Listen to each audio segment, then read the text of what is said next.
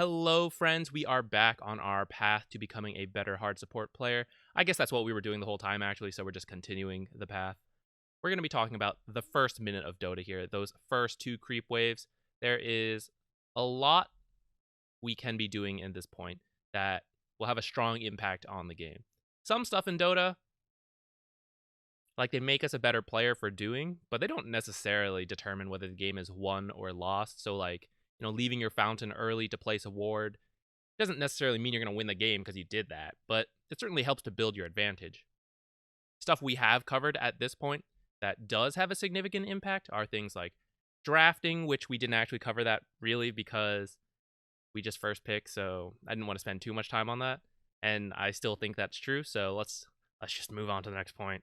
Starting items, which we did talk a good amount about, and I hope that it did come through how, if you just start off on a bad foot in the laning stage, it can be very difficult to recover, and you don't know how good your carry player is and their ability to recover, but most people will be able to play from ahead.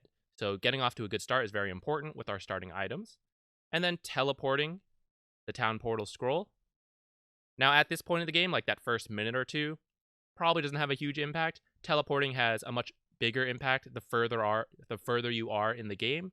So it is ultimately something that can decide games, especially at the higher level. But at this point, and especially in pub games, it probably hasn't been that significant. But now we are getting into the first minute of Dota. How you play out these first two waves can really set the stage for the rest of the laning stage. I said stage twice. Became really self-conscious of that. Let's just keep going. This is how we're going to approach it. First, we're going to talk about general positioning in the lane, because that is going to be something we need to know for the entire laning stage. And then from there, we are going to go into this sort of checklist of things that if this, then I must do this. If this, then I must do this. And I think that will help people get some directions in this first wave without just mindlessly playing it. I think that's how a lot of people do it. They just approach the entire laning stage as this one thing of like, we try to get last hits and try to get denies and try to pull. And it's just like the whole thing is the same to them.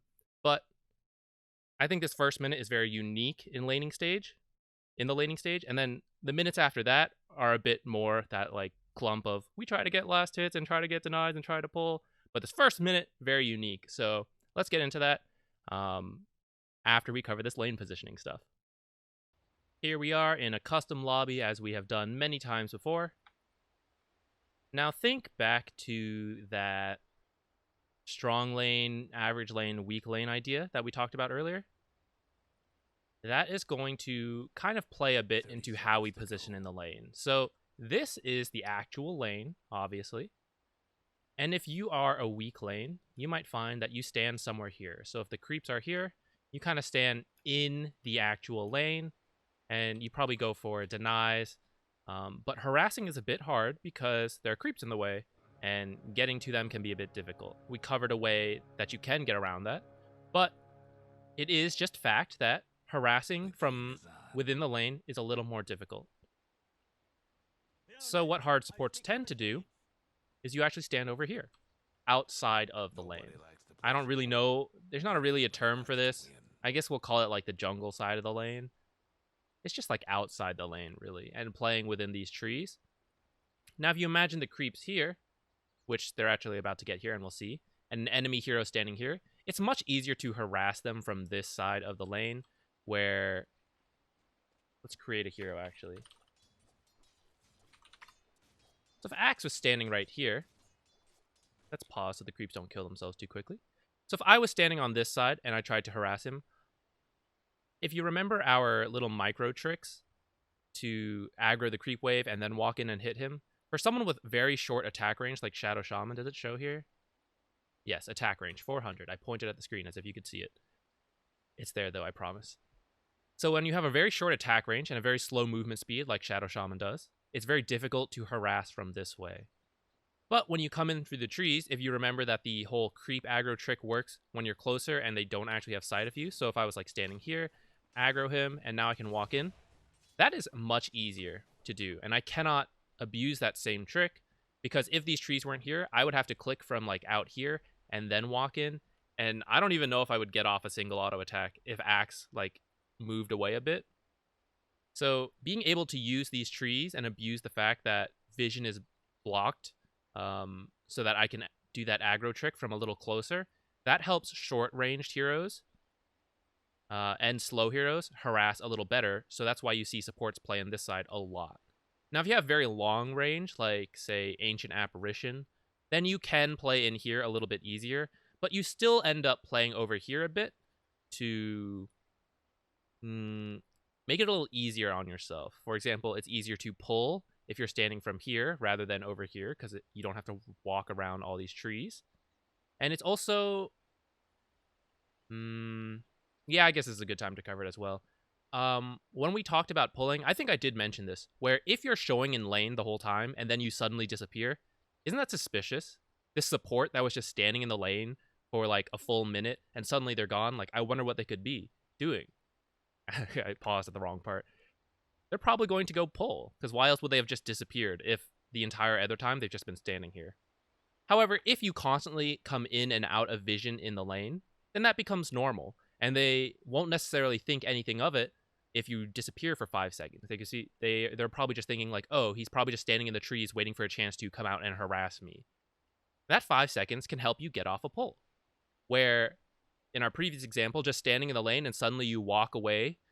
First off, they're going to see you walk away in the direction of this camp, and they're going to go, hey, supports like to pull. I don't want him to pull. I'm going to go interrupt that. And they're going to chase you as soon as you leave the lane. Whereas if I constantly walk in and out of the trees from over here, let's say the enemy 4 position stands here, so I walk in and out like this way where they can't see me all the time, or like over here. If I'm constantly moving, constantly popping in and out of vision, the 4 support may not necessarily get suspicious the second I disappear. They may think, oh, he's just over here for right now. But actually, I was pulling, and I got it off because he didn't come chase me right away. So that's the other reason why we like to play on this side of the lane, and that is generally going to apply in this first wave as well. It also makes it a little easier to approach the range creep to secure it if we need to do that as a support, rather than run in through the lane, possibly through these melee creeps, which shouldn't aggro to us, but sometimes stuff happens, and like when other people do a bit of like aggro tricks, sometimes we can end up taking a bit extra harass. And also, it's very obvious, again, when we just suddenly approach this range creep. Whereas if we come out of the fog of war, we have an element of surprise to help us. Next, if we want to play in this area, imagine this axe was chasing me, and I'm over here in this area. Why would this be dangerous for a support? Well, for one, axe and many offlaners are faster than a lot of hard supports. I suppose that's not a full, totally true rule of thumb, but it often happens where the 5 position is weaker than either the offlaner or the 4 support. And so if Axe was just chasing me down here, especially if Axe like used Battle Hunger on me, and like I'm so slow, he's gonna harass me a lot. In this case, he didn't really. But imagine there's also a 4 support, they cast their spells better and all that. Having to walk this whole pathway can be a death sentence for a support, to walk all the way around like this. And that's why it's important to cut certain trees that allow us to pop in and out of the trees very safely. No one can chase me here, right? If Axe tries to approach me, it's going to take a tower shot. You'd have to auto-attack me like 4 times for 1 tower hit to be worth it.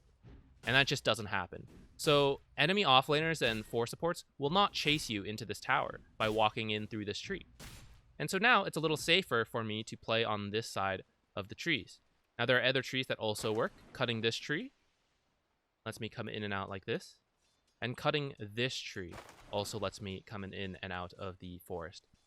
I personally think it's very much worthwhile when you need to use a tango to cut one of these trees. And honestly, I would aim to have all of these cut. Especially if my carry has a quelling blade, I might even ask them, hey, can you cut this tree or this tree or this tree? That way I'm not forced to use my tangos here. And say, for example, I'm up here and I have to use a tango, then I can just tango this tree and not worry about like running out of tangos and not having enough to cut some of these trees. Now to show that on the dire or the radiant side, it's only this big tree right here. Should we... Let's see. I should show this. Hate to be your mid-tower. Oh no, it's on cooldown. But it's going to be this tree right here that you're going to cut, and it's going to allow you to play in and out of the trees. I'm actually going to die to the tower showing this, so let's get a heart. If I cut this tree, I can now, let's pretend I'm a radiant support. I can run in here, attack. Oh, they're chasing me. Let me run back in. And you'll notice it conveniently has a straight path of vision, so as soon as you like approach here, they can't chase you and they'll get hit by the tower right away. Whereas if you come from this way, radiant supports can break, say, this tree, and you can run out this way. But now you do have to run through this tree path a little bit, and so they can get another auto attack or two off on you potentially before you make it into vision and they have to stop chasing you. But that tree also works if you want to walk this way. But I often just cut this tree and use this path. This is kind of optional. And then you also just have a path here. Radiant advantage, am I right?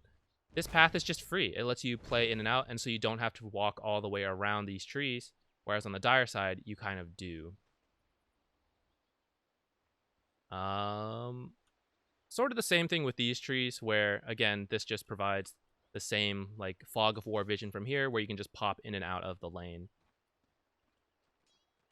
Optionally, you can play on this side of the lane over here, but this is riskier, especially for support. So let's come back up top. What is the difference between playing here and here? Well, for one, we just covered how we can quickly get to tower and be safe, right? If I pop out, attack, oh no, I'm being chased, I run in here, I'm okay, I'm safe. What if I'm over here and I'm doing that and they start chasing me? I have to run all the way around until I finally get to this tower.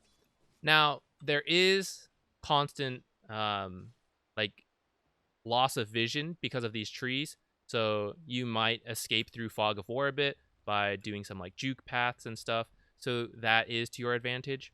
But generally, if they have a way to chase you and they're faster, it's just riskier. It's going to take you a longer time to get to safety rather than being over here. Also, if you're over here harassing them and then you decide to pull, it's going to take you longer to run over here than if you were just here. And if you think about what the hard support is doing, we want to help in the lane, which is here, and we want to be available for pulls, which are over here, and then bounty runes. And if you just think about that general positioning, it's all over here. So why would we necessarily want to go stand over here outside of this area where all the things we're trying to do are in here? And the same with the Radiant side, right? Where pull camp is here. You know, if we want to factor an outpost as well, bounty rune. So, like, this is this general area we want to stand in and play. And standing over here is just, like, awkward. It's more dangerous. It's further. Sometimes we're going to do it, but not generally. So the general rule is to be in this area that I just drew on the map. Here and here. If you're a strong lane, then you can tend to just play more aggressively because, like, you're the strong lane. You're not likely to die. And if you're the weak lane, you have to abuse these trees a lot more because, like, you're more likely to die. So you can't just, like, be out here harassing, like, say, in the lane. Because if they go on you and I'm a Crystal Maiden, I'm probably just going to be dead. But if I'm over here popping in and out as a Crystal Maiden, hitting him, and then running back in, he tries to chase me. And then, oh wait, you can't see this. I need a ward, item, observer. So this is where having vision can really help. Let's say I have a ward, like, move out of my way, right here. So this guy, let's pretend he's some 4 support. I pop out, I hit him, he tries to chase me, I run in here, he decides, oh, I can't do that, I turn around, he turns around, and then I immediately come out, he's running away, I hit him again, he comes at, like, you just repeat this, right? It's just this clown comedy of him chasing you into the tower range, and you go, haha, you can't get me, you hit him, he's like, oh, I can't get him, I guess I'll leave, and you pop out, you hit him again. And this is how you, like, slowly get off this free harass as the hard support very safely. And you can't do any of that if you don't break these trees. So these trees are very important to break. This tree. Here, let's regrow that one. Oh, it did. Okay. This tree,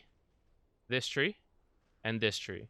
To an extent, you could also break this tree so that instead of having this awkward path this way, you just have a faster path there.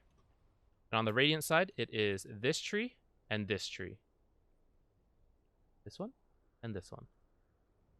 And you also have a path right here that you can use. This one's not quite as safe because it is a little closer to the lane. I guess it's similar to this one that you have to cut, so, you know, whatever. Yeah, let's move on to those checklist scenarios, I think. Let's begin establishing this checklist of actions that we're going to follow immediately. So this is up to the 0-minute mark. We have just collected the bounty rune, hopefully, or watched it get taken. And we are now going to follow this checklist to establish how we want to play the lane.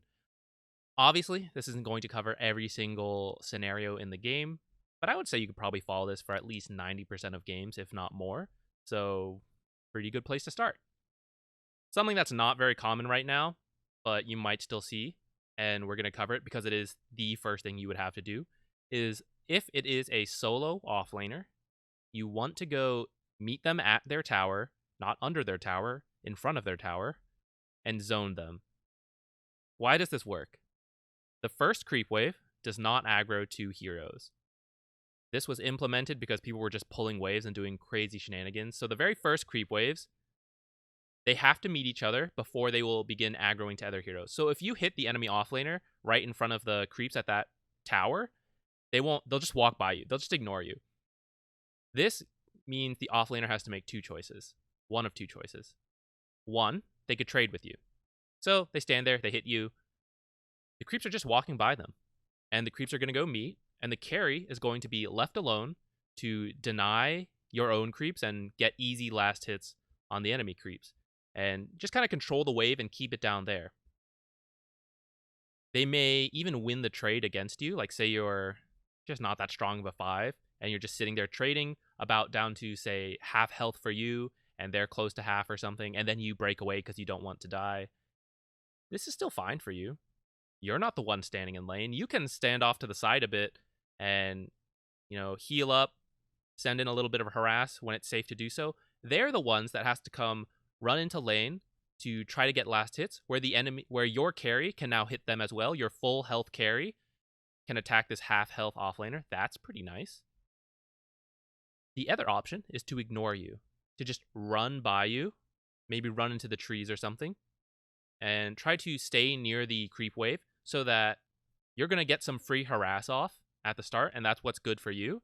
And then once the creep waves meet, if you keep trying to do this, you now have to apply our creep aggro manipulation to avoid just changing the creep wave equilibrium. But essentially, you get some free harass off while they ran by, and they can at least try to contest the last hits now. But they're taking free harass, so like, it's a win-win for us either way. Third option that is bad, but that many people panic because they don't know what to do, and that's why this is so effective in pub games. They get scared, so they run back under their tower. They're not going to get any gold or XP there. The creep wave is in front of your tower, and they are under their own tower. And you're just going to stand there. You will literally just stand in front of their tower. If you have a hero taunt, you're going to use it. If you have like a battle pass spray on the ground or like hero voice lines, you're going to throw those out and you're just going to stand there and watch them menacingly. And if they walk out, you hit them.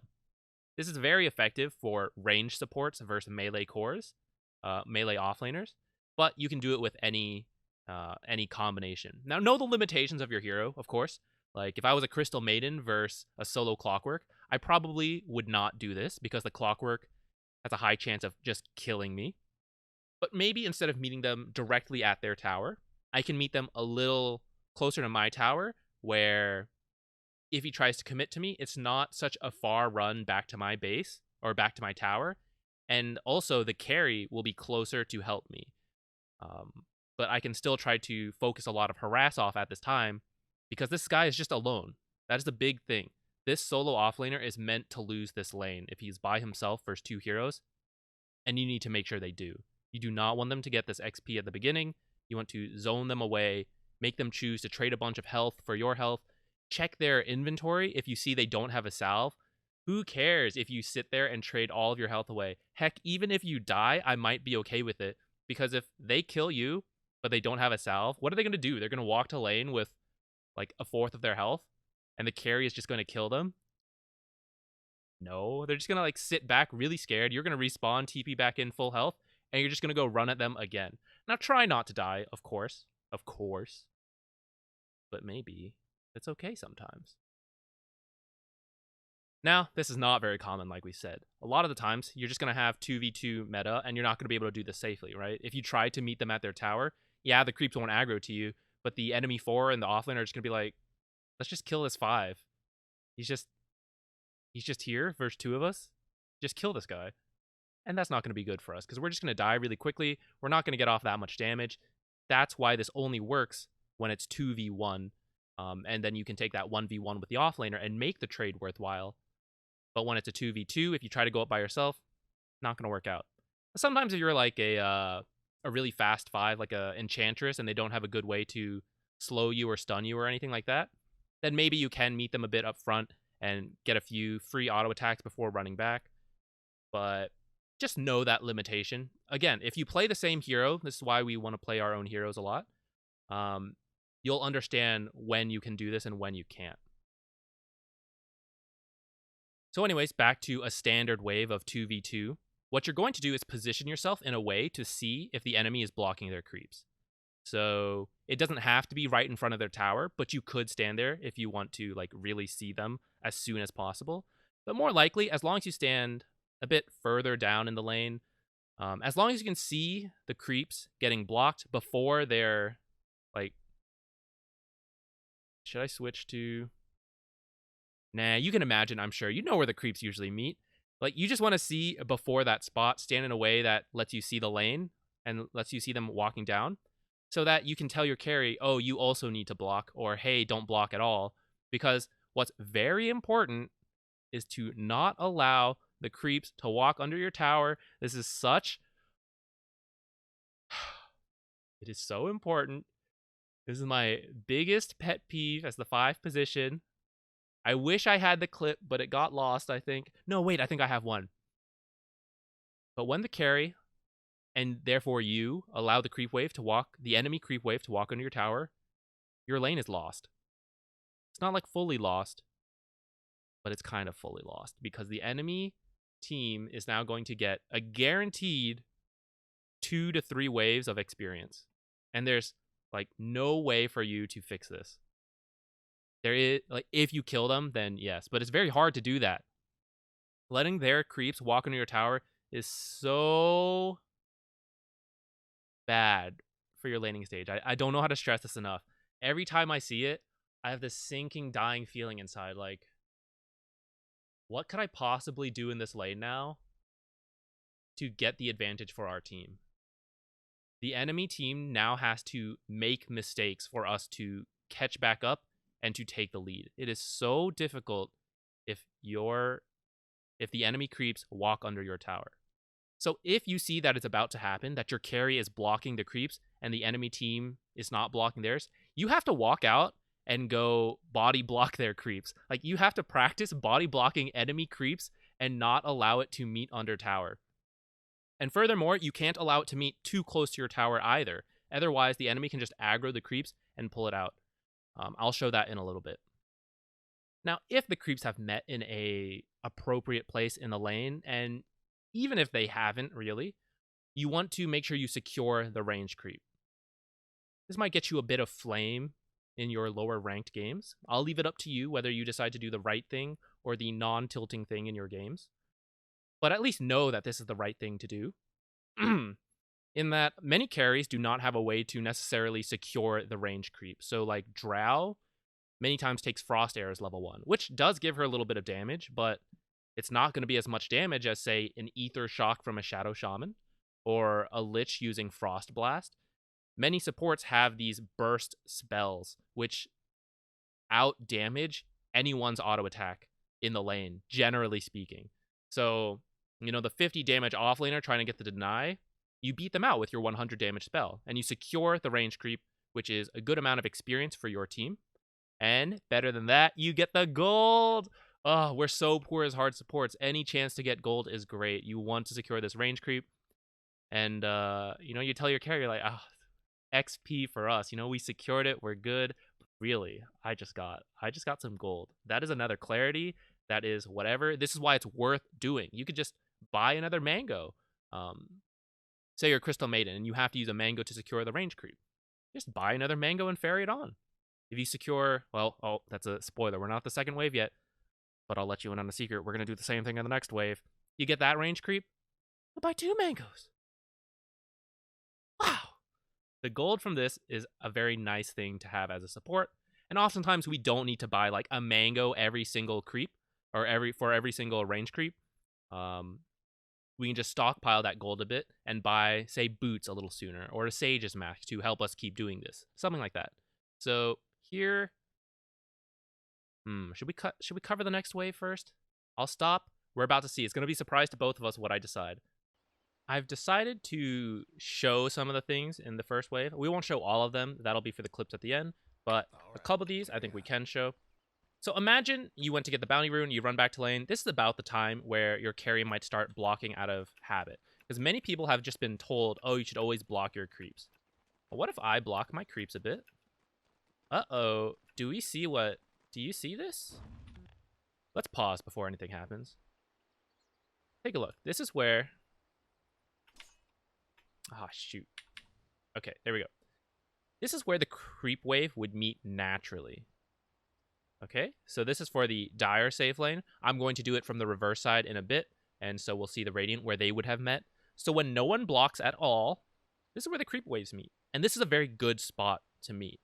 I'll demonstrate why in the next clip. But this is our goal. It could be a little bit closer. So like say the range creep, that's really the marker. The range creep has to be a bit outside of the tower. We'll go into that next time. But let's look down here. These creeps met at 30 seconds under our tower. Let's see how long it takes to push. I'm not even going to do anything, okay? We're going to try to get... Oh, can't get that listed. Tell you what, I'll even attack my creeps as much as I possibly can.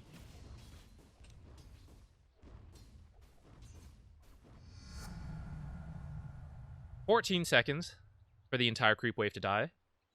One of our creeps was killed. Probably in good part because I was auto-attacking it. If I wasn't doing that, there's a chance it survives. But usually at least one creep would die when they meet under tower. 14 seconds for that entire creep wave to die. Let's take a look at top. One creep has died for both sides. Yes, these two are about to die, so the second creeps are about to die, sure. The creep wave has not moved.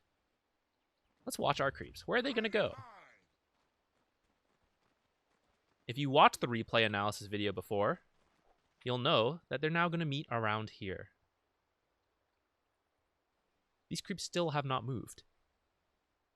We are now here in front of their tower when we were supposed to be down here.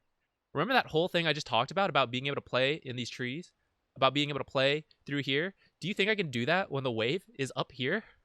I can't. Do you know the neutral camps don't spawn for a minute? Am I supposed to pull? I can't. What do we do? You don't do anything. You can't save this. It's so difficult. We essentially have our first wave fighting their second wave. Okay? Fortunately, it's a 3v4, so this will slightly push into us given enough time. But guess what? Our second creep wave, which was supposed to meet here, is going to meet here in a little bit. Let's watch. Okay, we'll continue to try to deny our guys. Oops, I did that a little too soon. Okay, that was a little bit of a mess up my part. I admit it. Our second creep wave is going to meet them here now. Does this look manageable? Oh, maybe it's a little bit manageable because, you know, this range creep will die, but double range makes it hard. Guess what? Their third creep wave, look, it's here. It's now going to push a little further up to here. This creep wave still hasn't moved. It is still here where it's supposed to be. There's no saving this. Look, now camps have spawned. And so technically I could have pulled this creep wave, which I probably should have. What can you do when this happens? You can just fully shove it in. So let's do it now for this creep wave. We actually need to just auto attack their creep wave to get this to reset. Now, this isn't going to work because they've already met here. But I'll let this record out, and then I'll just speed it forward in the edit, I think, and show you that by shoving it under here, the goal is that this tower will kill off all these creeps so they won't interrupt the next creep wave. But as you can see, there's too many creeps to kill quickly, So I probably won't do this fast forward thing I was just talking about because you can see it right here. Our creep wave was big enough that the tower could not kill them all, and our creep wave damaged this next creep wave anyways. And now guess what? The next creep wave is going to meet up here where we don't want it to. And guess what? We have a larger creep wave than them, so do you know what's going to happen? It's going to push again into their wave. Safe lane? Not safe lane. Look at this one, still up here, 2 minutes later. This is why it's such a big deal. Let's take a look at it from the other side now. All right, here we are again on the Radiant side, but we're going to do it a little differently without blocking. But first, while we wait for the creep to spawn, let me show you what I mean. If I knew this Axe was by himself, I would be standing up here as Coddle, and I would hit him if I see him walk up with the creep waves. What's he going to do? Is he going to trade with me? He could, and he hits really hard. But you know what? I'm a faster hero, so it's okay. I'll just run away. I will definitely not tank any tower hits because, look, one tower hit hurts a lot. Now, granted, I have only 1 armor, and I'm not that strong of a hero in terms of strength, but really, this applies for any hero, and it sucks to get hit by the tower, so you don't want to chase them that far. You just want to harass them a lot, and as they try to walk down, you keep hitting them, stuff like that. Now, let's go take a look at, let's move these guys to the side. Say we're Jug, we get this bounty rune, I'm going to walk back. Let's pretend we're the carry. We're not actually going to do any body blocking this time. We're just going to let the creeps meet naturally. Just see what happens. And you know what? We can take this time to show this. Look. These creeps don't care. They're just going to walk by. Oh, shoot. I blocked them a little bit. I wasn't supposed to do that for this example. Okay. This will still be okay.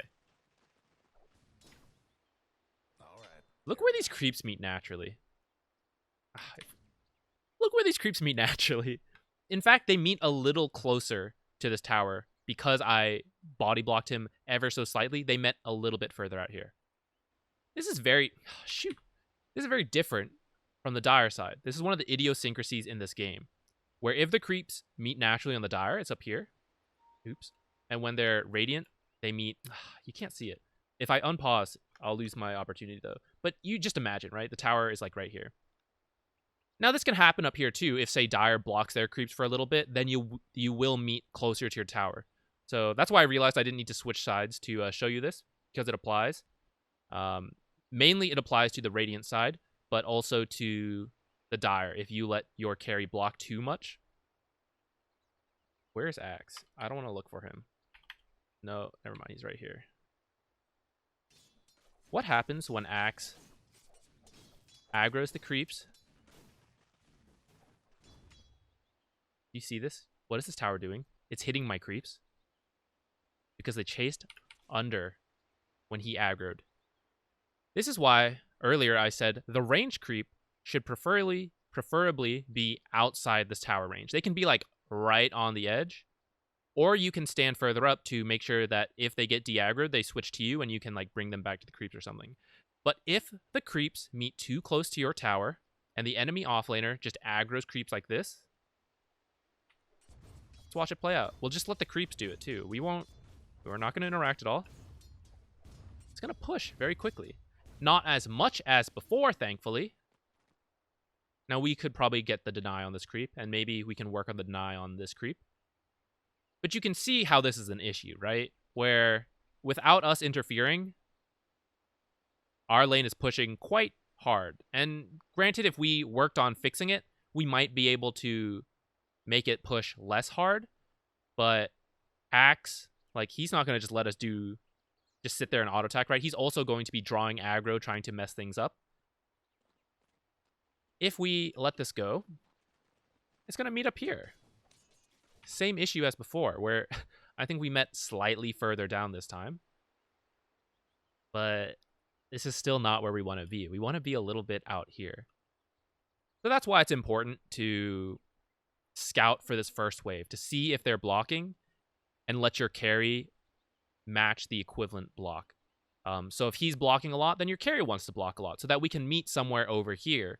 But if they're not blocking at all, you don't want your carry to block. And in fact, if they're not blocking at all, you want to walk out and block the creeps ever so slightly so that you don't meet right at the edge of this tower. You meet like a little bit further out. Yeah.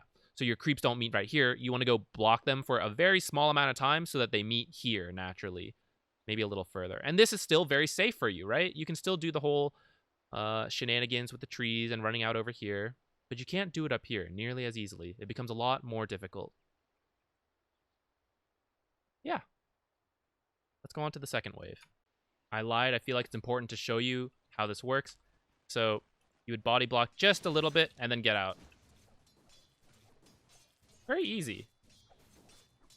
That's why when you're looking to see if they're blocking, I recommend you stand somewhere around the lane so that if you see they're not blocking or that the creeps are going to meet in an unfavorable position, you have the chance to then body block your creeps ever so slightly. Look how much nicer this is. Now this was a little unfortunate, but you could technically just do it again. But more than likely, your carry should be doing some level of creep management so that it doesn't push directly in right away. And now look, our second wave met here instead of way up here. And doesn't this make a big difference? You may not realize it does, but it does. It does. This lane's not pushing. In fact, it's pushing in our favor so that our carry should have an easier time managing aggro. Whereas here, it was unavoidable to keep pushing. Ugh, no good. All right. Now we can move on to the second wave. So here we are in the second wave, the list of shenanigans we're going to try to do. Solo offlaners, we want to continue the same idea, but it's going to be a little harder this time. The very first wave, it didn't aggro to us, so we were able to meet under their tower. If we tried to do that again, like let's say they got scared and they just stayed up there, we can't do it again because now the second wave will just attack us and we will for sure lose that trade, and it's going to mess up the creep equilibrium because we want the waves to meet at around the same time. So we cannot just stand in front of the tower once the next creep wave is coming, and we're going to want to get out of the way so that that creep wave can just walk straight down. Now, if you see the offlaner trying to body block the creep wave, then you may be able to harass him a bit to try to get the creeps to move out of their usual path, as well as to just get in some free auto attacks because he's trying to body block and he can't. Like, if he comes to fight you, then you've ruined the body block.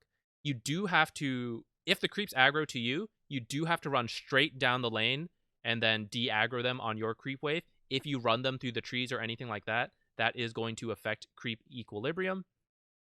So try not to get aggroed by the creep wave. But if you do, run straight down the lane in the path they usually would, and then de-aggro them, and now you can go back to harassing the offlaner. So now that they've walked up a bit with this second wave, don't just let them lane, right? Many people, especially at lower levels, you'll see, the carry last hitting. The carry last hitting here. Wait, how do I work this camera? Okay, carry is last hitting here, offlaner is last hitting here, and the support is also standing over here. Instead, you should be chasing this offlaner around the creep wave, around the lane, without disrupting equilibrium, if you can.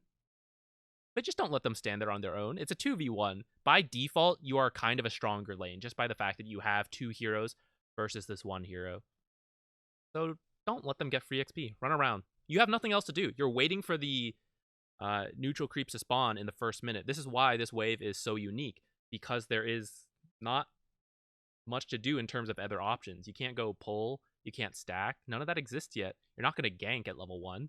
So spend a lot of time harassing this offlaner, especially if they're by themselves.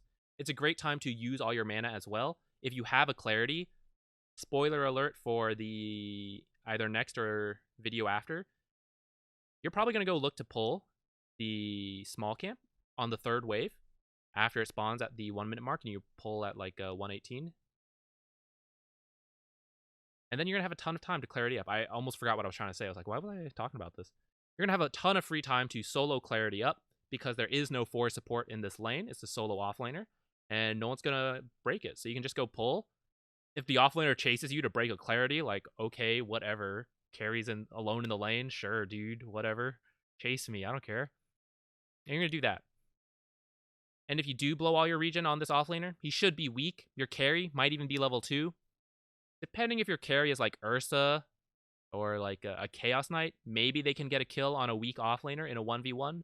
If you're like a Spectre, you're probably just going to keep farming, but you know what? That's okay. Spectre, is kind of meant to lose a lane, right? So if you start off with a level advantage already on the offlaner right from the first 2 waves, you're not likely to die because you're always going to be, well, you're not always going to be, but you're likely to be ahead. And so that's already a great start for your lane. Now in a more standard second wave that we see in a 2v2 lane, as long as you did not let the creeps walk under tower, like we just saw all these examples. If the creeps did walk under tower, there's really not much you can do. You're going to try to secure the range creep still, but like there's no saving this lane like I already ranted about. So you're just going to do what you can. Try to harass the enemy a lot at this time because you have such a large creep wave. That is what you will try to do to rectify this, to get a lot of damage off on the enemy. Sometimes it'll work, sometimes it won't. I think I'll have a clip example of this, but it won't necessarily save the lane. If you did meet in a normal spot, you did a bit of the body blocking so that the creeps met in a favorable spot, the second wave will also meet around this same spot, so long as one side or the other wasn't just like full-on auto-attacking, using every spell in the creep wave. It should stay in about the same spot. And you're just going to do the same thing. You're just going to look to secure the range creep, and then just try to harass the enemy. You're going to play around the trees like we talked about. This is starting to get into the usual laning stage. Now, there is something that many of you will not see. This is a bit of a higher level thing. It's unnatural to many people to consider doing this. It is where the enemy can pull the second wave. So, like when it was a solo offlaner, we talked about how the first wave won't aggro to you, but now you can't do the same thing because the second wave aggroes to you. Something that the higher level you go, oftentimes it will be the 4 support that does this, though sometimes offlaners will do it for themselves. They will aggro the second wave and run it around outside of the usual laning path, and they'll bring it to go meet their third creep wave or their yeah, it's usually the third creep wave. It's difficult to meet the second creep wave in this path. And they will pull that creep wave around, and it's a way of securing XP. It disrupts the lane a bit, and it's technically an even trade, depending how you do this. But actually, yeah, depending how you do this, it can either favor the people who pull the lane, it could favor the people who didn't pull. We'll be talking about this a bit more, I think, showing examples to demonstrate how it can work out. But depending how everyone reacts to a wave being pulled can determine your lane. So if you can't contest the laner, the 4 support who's pulling it, so for example, they're a very fast hero and you're a slow hero, or you have like no stuns, no slows, so you're not going to be able to harass them very well while they pull, then just focus on the offlaner. Because essentially, while this 4 support is pulling the next creep wave, it is a 2v1, similar to our solo offlaner scenario. So why not focus a ton of your harassment, maybe even using a bunch of mana on this offlaner, so that they're really weak now while you can. And if they try to fight you, it's a 2v1, you'll probably get a kill. If you can contest, just go do it, lol. This is when you have a faster hero or sometimes someone with a stun. People like Bane who can nightmare the enemy, but you may not have this level 1. People who play Pugna 5 and decrepify whoever's pulling, that forces the creeps to lose aggro. So this is about really knowing your hero, what you can do, whether you're just a typical, like, I can only harass the offlaner. That's probably the safe bet, but some people can contest pulls in a way that costs the 4 support a ton of health or totally disrupts the pull. If you know how to do that, if you know your hero can do that, then you should go do that. And that is the first 2 waves of this game. We're going to go into clips now to show off all of this. I had more clips saved. Unfortunately, I have lost some because, I don't know, I guess the battle pass messed it up. We'll see what we can find. We'll see what I have left, and then we'll look for some other stuff. So, yeah, let's see what we got. We actually saw this clip yesterday a bit, but we're going to go into it a little more now. So this was me getting the rune, getting a very lucky escape, if you guys remember this. Now, because of that, I was pretty hyped about not dying. We can switch away from my perspective right now. I TP'd out, I salved in the trees. You kind of need to stay in the trees to get that amplified regen from the passive. And I was a little scared. I was thinking, oh, what if he tries to charge me or something, or they like break my salve? That was a little unrealistic because I did just TP away from here, so they're not going to get here anytime soon. But again, I was kind of like, I wasn't thinking the best because like, those are my excuses. Now, what you're going to see here is that because I stand here, I'm using myself. This Jug default blocks. Do you remember what we just talked about? How the creep wave naturally meets right here? That means if you block at all on the Radiant side, which makes no sense when you just saw the offlaner and the 4 support trying to kill me over here, and that there is no physical possible way they could be here in time, and you block at all, it's going to happen. This is going to happen. Let's see how this plays out for our next minute. There's no saving this lane. I'm full health, which is nice. And I'm not sure what to do. I kind of know, okay, I need to get some harass on these guys because we're going to have the creep advantage and possibly the level advantage when it gets to like up here and the second creep wave dies. But it's really hard. So like, this is what I'm trying to do. I'm trying to slow, set them up in a position where they will run into creeps. I should have maybe waited a bit more till that creep died. And I think this is the right idea where we're trying to push the advantage. I think this may have been a little too aggressive. At this point, now continuing to trade is too aggressive, to be clear. I think he should like be coming back, trying to just get these last hits. And we can go again, like when Nature's Grasp is up. He's not going to have spin up in time, but maybe with the slow, like it's possible. They have to be very careful right now.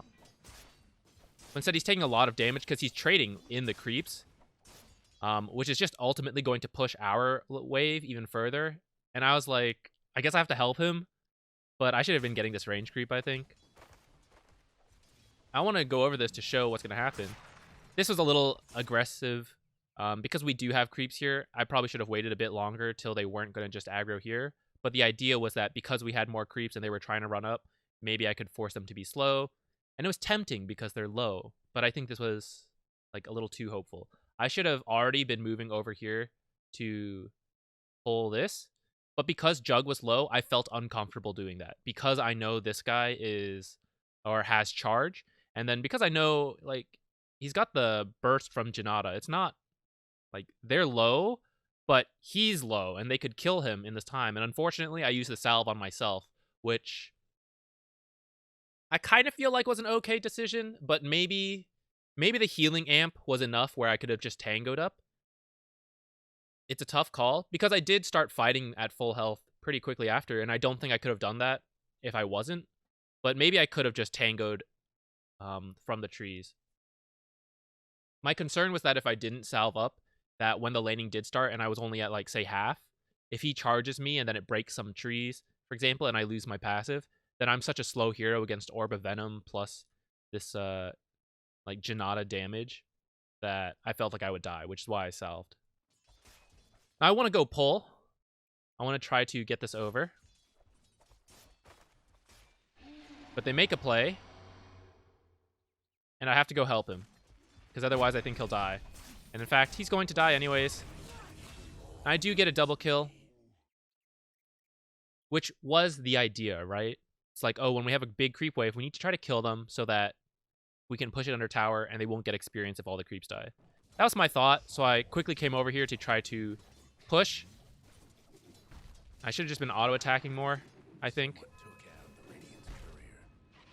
But now, this is triple creep wave. I think I should have just pulled the third creep wave with this hard camp and let those creeps naturally be up here. Because then we would have at least denied a good amount of the third wave. Against a hard camp, we probably would have killed off like 2 to 3 creeps from that wave. And we also would have gotten the golden experience from here. So that would at least put us in the advantage. Whereas here, I was just too slow. I don't know if it was a bug or maybe I didn't see it, but I should have Nature's Grasp right away, and I should have just been auto-attacking, not focusing on the last hits. But even then, I don't know. I think this tower only would have killed off like 2 creeps if we got in here a little bit sooner, because it does take like 5 hits for a creep to die, for a melee creep. And so now they're going to get here. Let's take a look at... Where is it? I'm blind. XP. So right now, we're in the lead because I just got those kills and the solo wave. And they're over here. And they're way down here. But now they are going to... Let's zoom forward.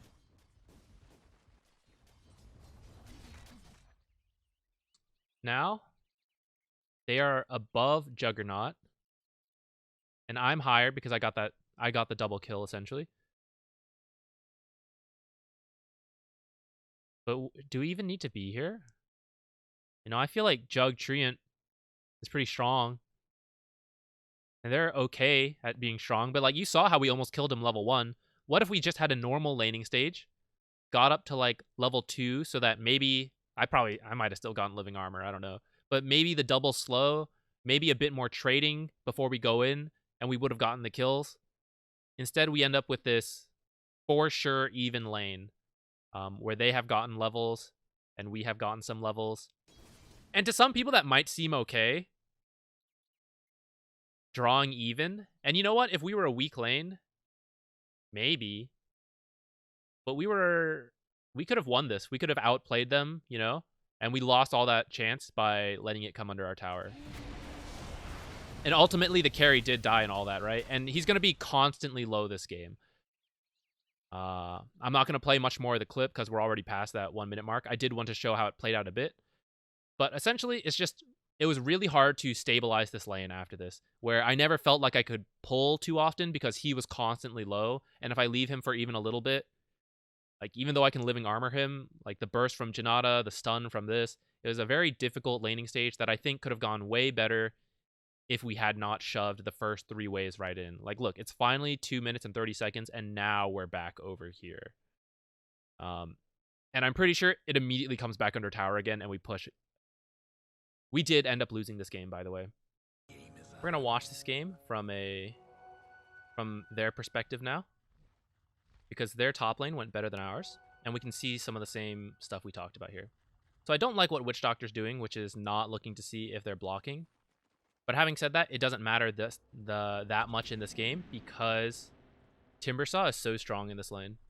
Night Stalker is a very weak laner, and weaker even more so versus a Timbersaw.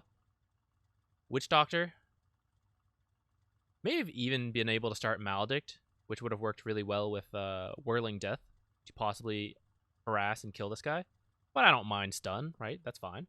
But by level 2, this will be an incredibly strong lane where he has stun and Maledict, and this guy has like Whirling Death plus either Chain, which would help secure the kill, I think, or if he wants to play it a bit more safe, he could get reactive armor. But this guy's going to have a really bad time in lane. And that's why we see the 4 position actually going to go pull. She's already prepared to pull the second wave. I think it's interesting. I actually don't know. I have to refresh my own 4 position knowledge. But she chooses to pull from here, which is a little less likely to get interrupted from pulls. But I don't know. Maybe it's better to just pull from here. Like I said, not super sure. She had boots, so it's kind of okay. Anyways, let's keep going. So this first wave, not a big deal that he didn't really look for it to be blocked because of this, like I said. And they're going to win this lane anyways. So he's a harassing Night Stalker. Now we see here that she tries to pull. She messes it up a bit. You're supposed to auto attack again. And I don't like... So now she has to use her Q. And she auto attacks a couple times to ensure that they see her uphill. But I think that's kind of bad because, like, look how low these guys are. And I know I'm saying that and they're, like, not actually that low. They're, like, 3/4. But when we have a full health creep wave fighting this, like, our creep wave is definitely going to win. So you see Witch Doctor? Let's actually look from his perspective. Go back a little bit. So this lane's, like, going okay. He's trying to harass. I think this is bad. You should de-aggro any creeps that touch you as soon as you can. Gonna look over. There we go. He wants to interrupt. So he's running over here to harass her. And so this is kind of our other option. Can you contest or not? Usually, I don't feel like he should be able to because he's only... Witch Doctor is 300 move speed and Winter Wyvern is 330 because she got boots. But because she did this, like, weird pull where she messed it up a bit, he had enough time to come over here to do this. So it is going to work out in his favor, and we're going to see that. So this is the other option of contesting or not. And he's just going to harass her a lot to the point where here's how the pull is supposed to go, ideally. Timbersaw Oh, shoot. There's so much to see. It's so hard. Timbersaw does the correct thing and pulls the creep wave around. So this is the first and second creep wave. And they're about to go. He's going to pull it around the back. Over here. Oh, he ended up. Oh, it's fine. It's whatever. Now the first and second creep wave is going to fight the third creep wave for Dire's third creep wave. And this second creep wave was supposed to fight this third creep wave. But you know what? Because she messed it up a bit, she's not going to make this timing. And you know what? She can just hold it. She can draw it out and then fight the fourth creep wave. That's kind of whatever. And then this third creep wave will now go meet the fourth creep wave of the Dires. And in that way, it's supposed to work out. Where, yes, he's going to be free farming this. But the idea is that when you meet the third wave here with the second wave, you free farm this. So both sides are free farming, so it's equal. But considering that he is a way stronger laner, and that if it just laned normally here, you would have just watched Timbersaw get most last hits and denies, while he just, barely gets any XP. This is smart. He pulls this third wave that got missed. So now if she connects the pull to the fourth camp, that would be really good. But because he chased, he is going to force her. I don't know if this is the right decision. I kind of feel like maybe it's okay. Tank a bunch of damage and wait for the fourth creep wave. Or maybe even once you miss the third creep wave, like she knew she missed, maybe you run it all the way around this way. I think that would have been the best choice. But because she went this way, and this guy's harassing her, she ultimately brings it under tower. Also, by the way, he is free to do this because he knows Night Stalker is a really weak laner. And also very slow. I guess 295 is not that slow, but he's like ever so slightly faster. So he feels safe to do this because Timbersaw is so strong he can be left totally alone. And now because this creep wave is just going to die under tower, she is going to get the XP and, some of this gold. I thought this was funny. We're not going to go into this yet. This will be for the next video maybe. But he's going to end up pulling. It's going to be this whole fiasco. We're going to look at it in the next video where we look at like 2 minutes to 4 minutes. But what should have happened is like 2 individual laning stages going on. But now we have this weird dynamic. And honestly, I'm not fully sure who it favors right now. But I think him forcing her to bring the creep wave under here is good. Because now they're getting the free wave and they are not going to. They would end up pulling. So right now, I think this favors them. And if we look at XP per minute,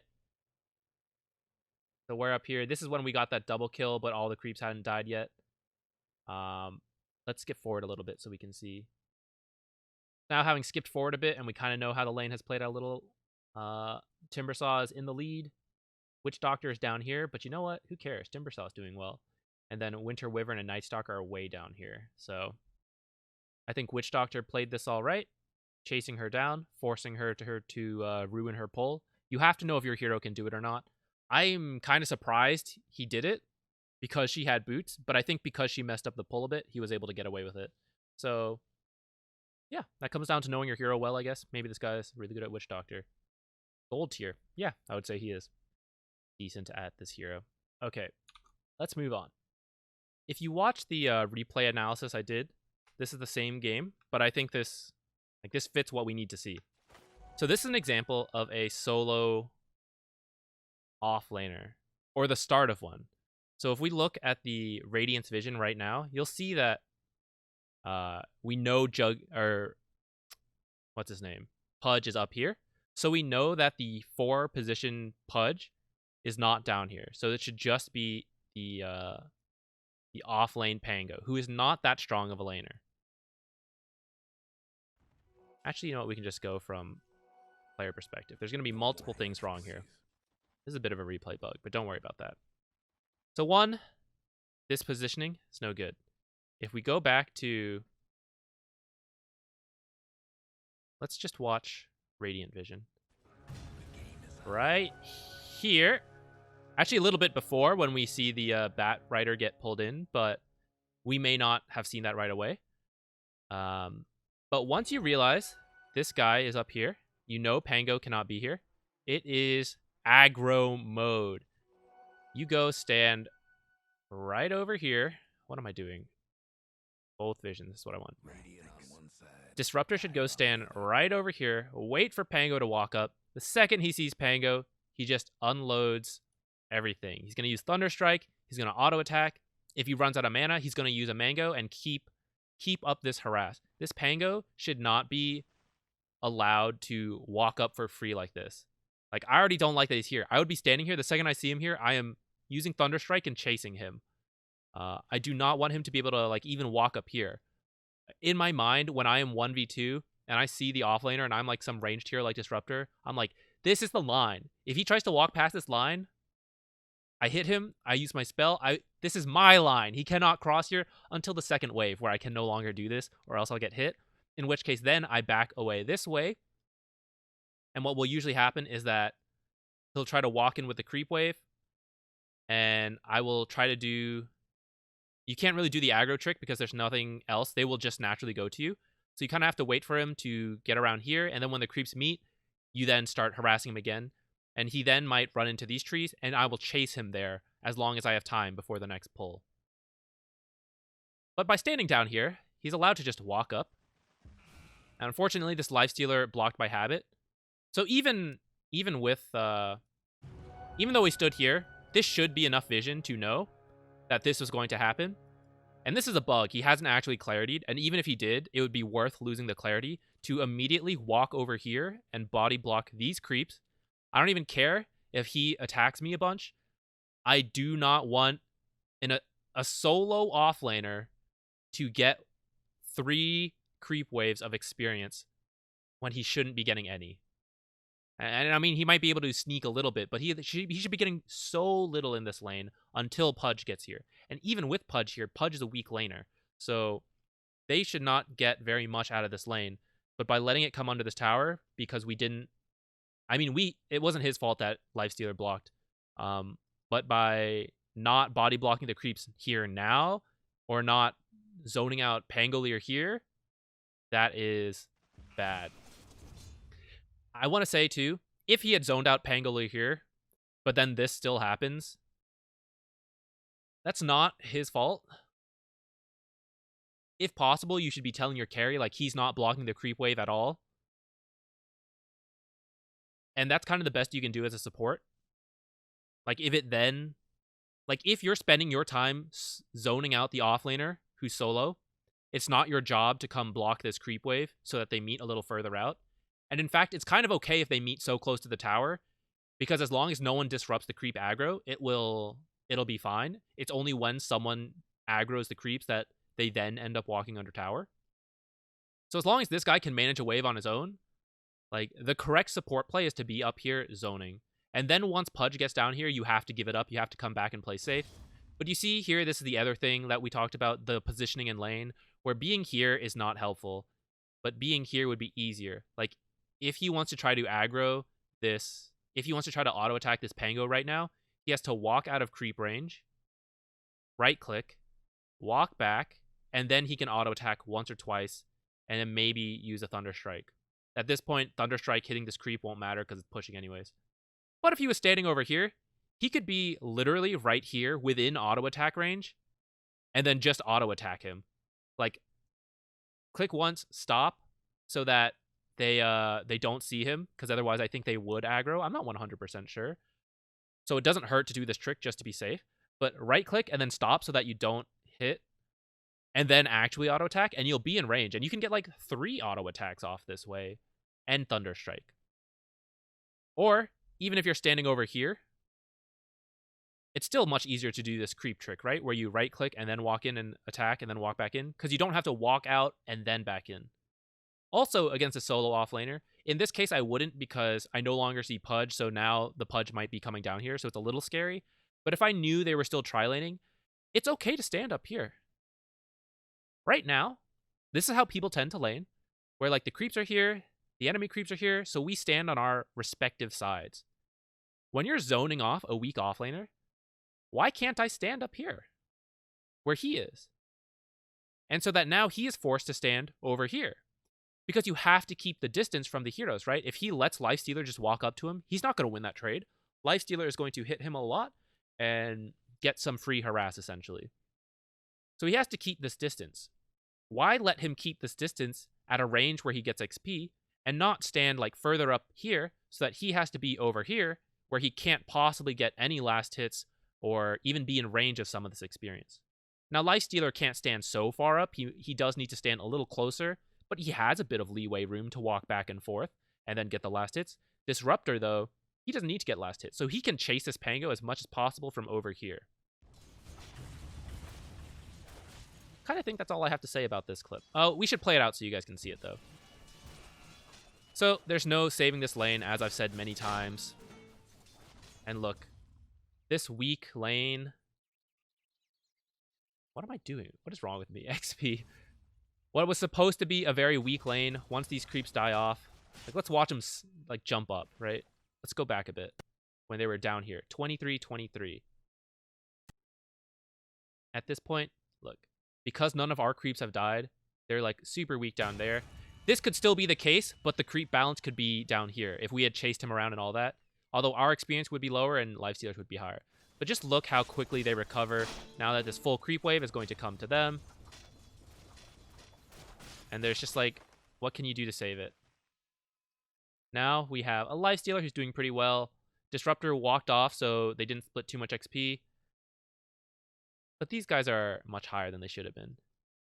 And he pulled successfully, whereas I did not on this Treant thing. Well, I'll give myself some credit. It was hard because Jug was like dying. But because he was able to pull, it's a little less bad than like my situation was, where he did get some XP from this solo camp. Although I think that was Pudge who showed up to sap a little bit of the end. But now they're eventually going to get this creep wave again too, because you weren't able to deny too many. That's where I recommend. It's hard. I still probably would have recommended the half pull here, which we'll talk about next in the video after this. I like this zoning Pudge because he's weak.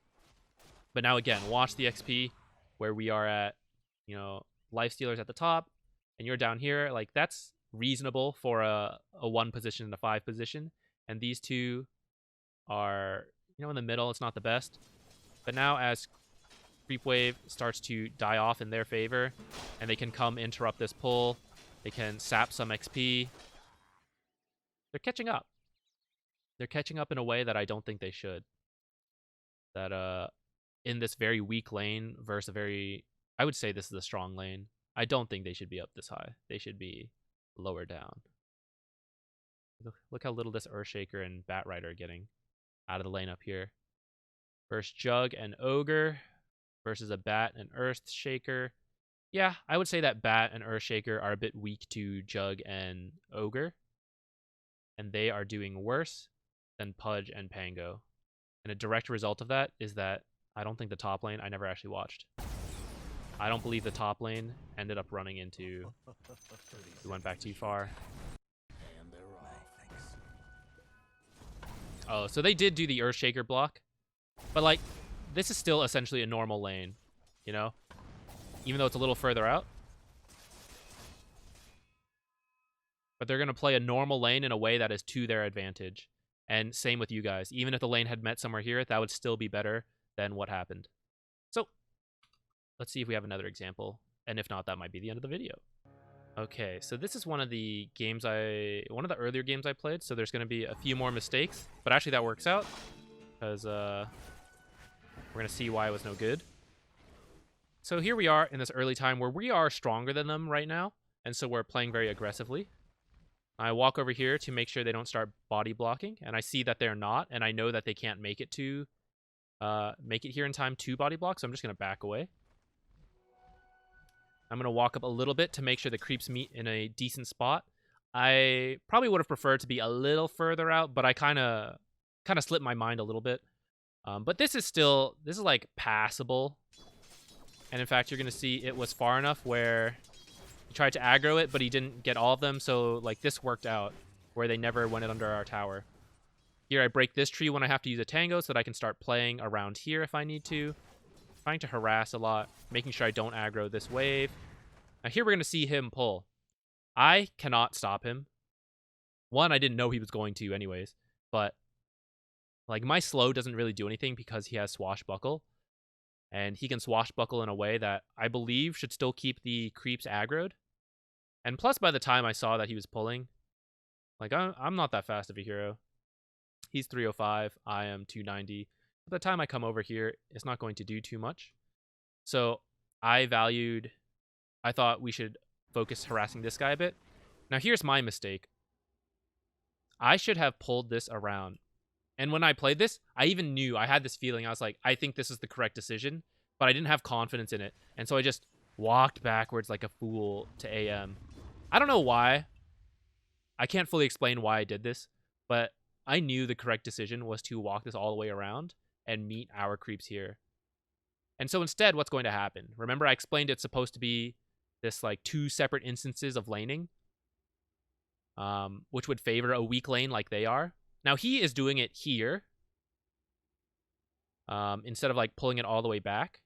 But notice how his creep wave, the enemy creep wave, is dying under tower. And so that there's no way we can just cancel it out with our creep wave, right? Where this creep wave fights this creep wave and with teams.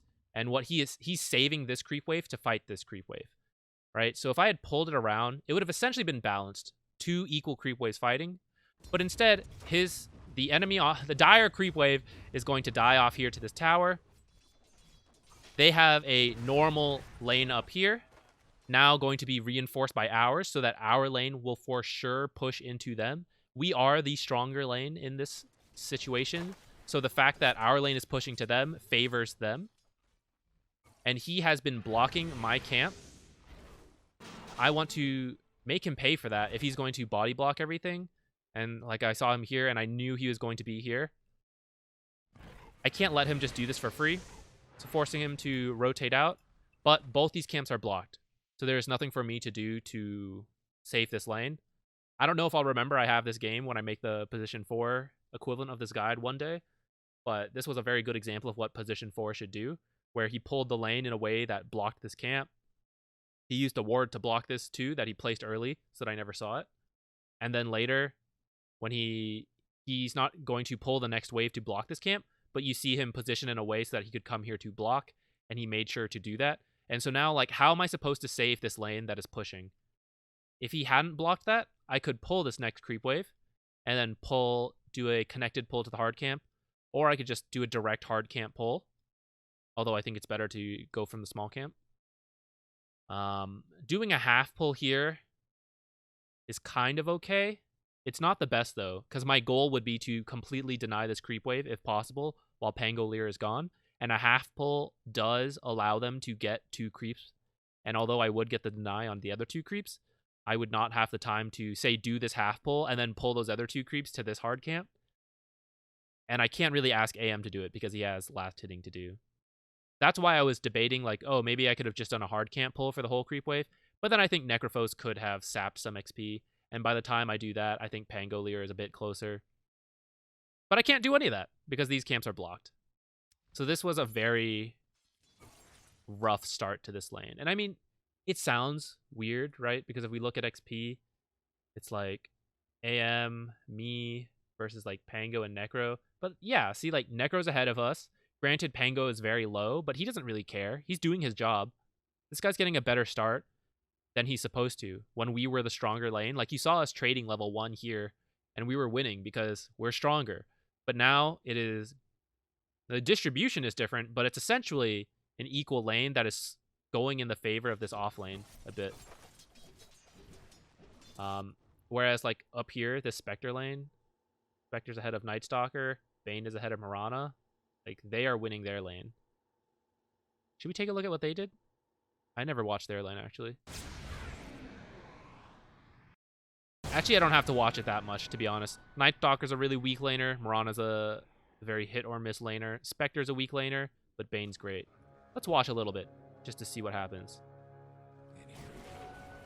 This will be a long video, I have a feeling. Bane just making space. Spectre gets the rune. See how he plays the first wave. He's body blocking a little bit to make it meet closer to his tower. Ooh, this is kind of bad. How are they still winning? Oh, it ended up kind of okay, actually. Oh, because they also disrupted. So they got saved a little bit, where, honestly, I feel like this should not have worked out. Where, like, see, once this happens... Oh, it's because Mirana killed one of their creeps, which kind of stabilized the lane a little bit. And then because the creeps got aggroed around. So yeah, I feel like this worked out really luckily for them, where if she had not insta-killed that creep, this lane would have pushed more. And then this ensuing like shenanigans of like both sides aggroing creeps so they're not killing each other. Because now when this next creep wave meets, it is still around here. This is like a very scattered laning, is a little awkward, but like it's much better than where are we right now. We're about to, yeah, we're about to like push up to here because he's pulled this wave. Like our laning is all over the place right now, whereas they are at least still up here. So that worked out for them. And then they just do a normal laning stage from here because they've already got the lead. And we don't have the ability to do a laning stage because our camps are blocked. He's doing this pull. Our tower... Well, technically both creeps ended up under tower a little bit. Or like there's one under tower and ours didn't. But then later, because he pulled this wave and we allowed our creeps to go under tower, that ended up in us pushing. Whereas theirs, like he has all these options and he doesn't even need them yet. Shall we go to another example? Or maybe this is it. I think this video is already over an hour. Let me check. The video is quite long. I did not necessarily mean for it to go for over an hour. In hindsight, the lane positioning part should have been its own video, but it's too late. I've already referenced it and made it, so we're just going to have an over-hour video. Thank you for watching all of that. I hope it was helpful. I know some of the replays were probably slightly repetitive, but at the same time, I don't know. I think that's the kind of content I wish I could find more easily. A high-level player, like, going over a bunch of examples. And not that I'm, like, that high level of a player, but I think that's why I, like, naturally make this kind of stuff. So hopefully you guys will find it useful, too, the same way I would. Yeah, thank you for watching all of this. And as a thank you, but also as a request for help, you may have noticed I've said a couple times, I've lost a lot of examples of stuff I was going to talk about. So when I started this project, I wrote out the guide, or at least an outline, and then as I played all the games towards Immortal, I would take note of specific games where I was going to pull an example from. With the Battle Pass or whatever, I can no longer download a lot of older games, and by older, I mean like a week old. If I already had the game downloaded, then it's fine, and it's just a little buggy, but you can mostly see it. But anything else than that, I have lost. And some of these examples are kind of niche. Like, you don't see them that often. So it's going to take a while if I play a bunch more games to try to find some of these examples. So I thought instead, as a way to, like, interact with some of you guys and to also make some of these examples more directly relevant, if you would like, leave a comment with the match ID of a game you've played, where you're hard support, please. Tell me what hero you're playing, so I'm not just talking about, you know, the wrong hero. And optionally, if you have any questions, you can put that in, and I'll try to answer that when we go over it. I will pick out a couple of the comments to use as for the next replay analysis, where we show how this guide can apply to real games that you guys are playing. But also, I might pull some examples for future videos, specifically the next video that I'm going to do on pulling neutral camps, just to show out some of these examples of all this stuff happening. I think is like, the guide tends to be very conceptual, so seeing real life examples, I think, is very helpful. And yeah, if not, we'll just use pro players pub games some more. But the issue is, like, they do so much right, and so it's like, it looks so easy, but I think it's like deceptively so. It's easier to see, like, the mistakes getting made so we can learn from that. So yeah, if that's something you're interested in, leave a comment. And if not, that's okay. You can continue on your merry way. Thank you for watching. Yeah. Really, it's just a way to bait out comments on the video, I guess, but it would also help me out. So it's up to you guys. That's all. Thank you. Thank you for watching. Goodbye. Ho ho ho.